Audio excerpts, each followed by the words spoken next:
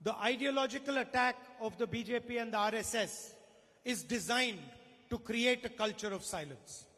ആശയപരമായി ഈ സാംസ്കാരിക നിശബ്ദതയെ അതിനെ അടിച്ചേൽപ്പിക്കാനും നിർമ്മിക്കാനുമുള്ള ആ ശ്രമങ്ങളാണ് ബിജെപിയും ആർഎസ്എസും രാജ്യമെമ്പാടും നടപ്പിലാക്കിക്കൊണ്ടിരിക്കുന്നത്. They want India to remain silent,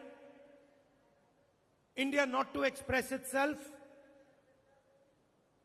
and they want to deliver all the wealth of our country to a few limited business houses. India നിശബ്ദമായിരിക്കണമെന്ന് അവർ ആഗ്രഹിക്കുന്നു. ഇന്ത്യയുടെ ജനത അവരുടെ ഹൃദയവികാരങ്ങളെ അതിന്റെ ആവിഷ്കരണത്തെ തടസ്സപ്പെടുത്തണമെന്ന് അവർ ആഗ്രഹിക്കുന്നു. എന്നിട്ട് ഈ രാജ്യത്തിന്റെ സർവ്വസമ്പത്തും വിരലിലെണ്ണാവുന്ന ചില കോർപ്പറേറ്റുകൾക്ക് എഴുതി കൊടുക്കാനുള്ള സംവിധാനം മാത്രമായി അവർ ഇന്ത്യ രാജ്യത്ത് മാറുന്നു. They want an India where all our assets, all the people's assets belong to a select few people.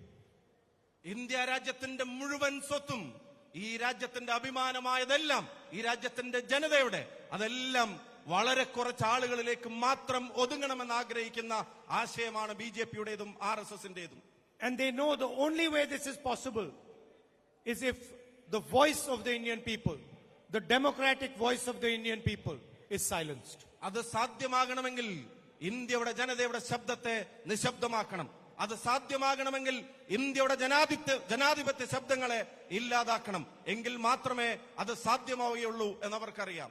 I can tell you with 100% certainty that nobody can silence the voice of the people of Kerala. പക്ഷെ 100% ഉറപ്പോടെ ഞാൻ പറയുന്നു, ഈ മലയാളക്കരയെ, ഈ മലയാളത്തിന്റെ ശബ്ദത്തെ അത് നിശബ്ദമാക്കാൻ ഒരു ശക്തിക്കും സാധിക്കുകയില്ല എന്ന് പറയാൻ ഞാൻ ആഗ്രഹിക്കുന്നു. And this coming election and the local body election will demonstrate that the people of Kerala's voice is